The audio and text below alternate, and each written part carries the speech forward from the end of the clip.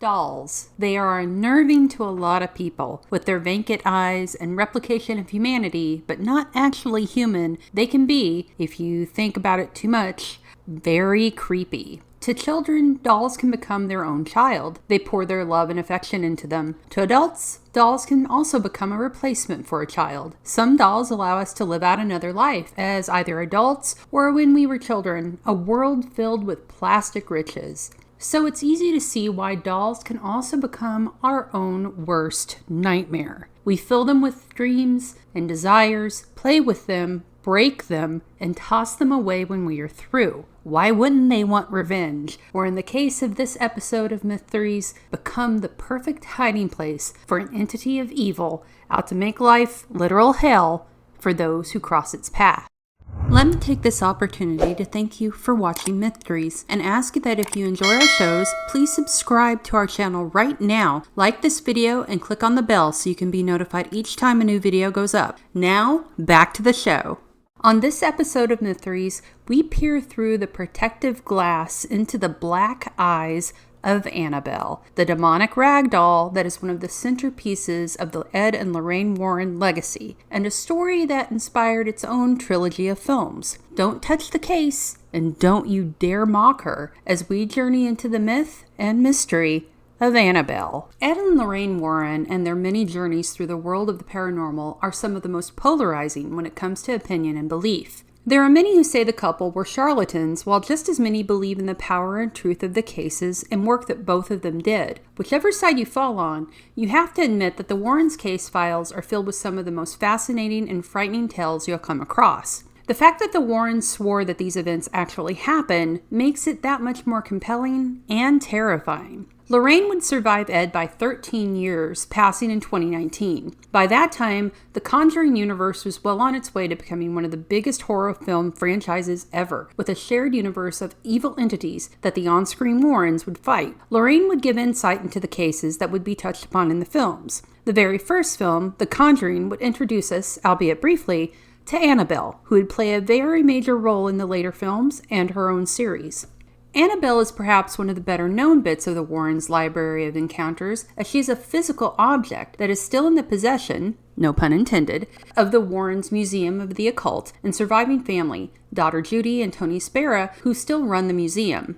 The true story of Annabelle differs greatly from the films themselves, of course, as does the doll, where the James Wan created Conjuring Universe doll is nearly the size of a small child with glass goddamn creepy eyes and is solid.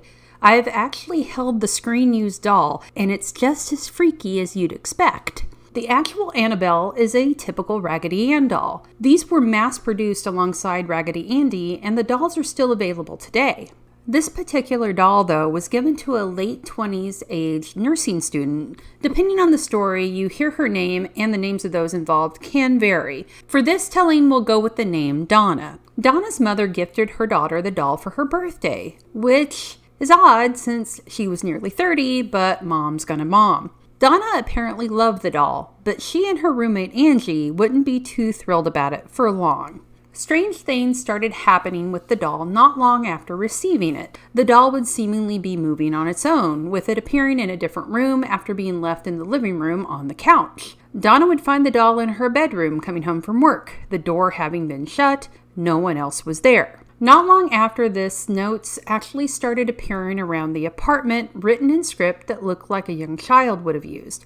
The notes were on paper not owned by either of the roommates and would say things like, "Help me," or be signed Annabelle. If this wasn't enough for someone to scream, "Get out and leave the doll," Angie's boyfriend, known as Lou, had a couple of experiences of his own. At one point, Lou fell asleep on the sofa and, quote-unquote, dreamed about Annabelle appearing at the foot of the couch. The doll then proceeded to crawl up him and started strangling him. He woke up, shaking himself free of the phantom strangler. Another instance, while Lou was in the apartment alone, he heard noises coming from Donna's bedroom. Thinking it was an intruder, he went in and found Annabelle laying on the floor. When he went near the doll to place her back on the bed, something invisible slashed his chest. Large claw marks marred his skin, and he was bleeding. Then suddenly, just as quickly as they appeared, the slashes closed and within a day had all but vanished. This was enough, finally, to motivate the young women to call for help to a medium to communicate with or figure out whatever it was that was causing these incidents. According to the medium, the spirit of a young girl was within the doll named Annabelle Higgins. Annabelle had died on the spot that the apartment was built upon, at least according to this spirit. She liked being around the girls, apparently not Lou, we would assume. And so Donna, in an act that most horror movie viewers would scream, "No, don't do it," at the screen, told Annabelle she was welcome to stay out of kindness to the spirit. This was a bad choice. Things didn't improve, and eventually the women called in a priest. The church officials then called in Ed and Lorraine Warren to investigate what was happening. Ed and Lorraine by this time had already been running the New England Society for Psychic Research, or NESPR, for nearly 20 years at this point, and had investigated a number of cases. When the Warrens came onto the case, Lorraine quickly asserted that giving any sort of sympathy to what she assessed was a demonic entity, not a ghost of a deceased child, was what really gave the power to the creature.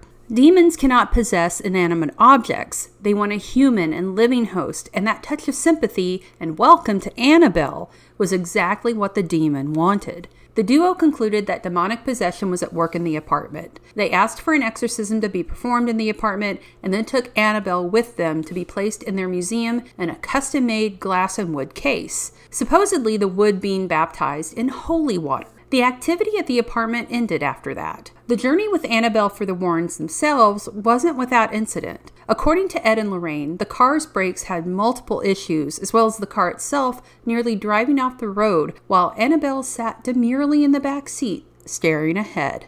Ed stopped the car and made a cross of holy water on the doll's face, and they made it back to the museum without incident. Annabelle has remained in the Warrens Museum since then. Ed would perform a binding prayer on the doll's container until he died in 2006 of a heart attack. While Annabelle may have been contained physically, according to stories, her powers weren't completely locked away. One thing you don't want to do is tell Annabelle you don't believe in her or what she can do. That apparently really ticks her off, and she has a penchant for road rage, if you believe the stories. One account that was shared by the Warrens involved a man of the cloth who came to visit and told the doll she was simply a rag doll and could do nothing to him. On his way driving back home, he had a car crash that nearly killed him. The priest stated he saw Annabelle in the back seat just before the crash. Another story involved a man and a woman who visited the museum and laughed at the doll. They were laughing as they were driving their motorcycle home, again, chuckling about the doll. The chuckling stopped when the motorcycle crashed, killing the young man and nearly killing the woman after the bike went out of control. I suppose the moral is, don't heckle possibly demonically aligned children's toys. It's a bad idea.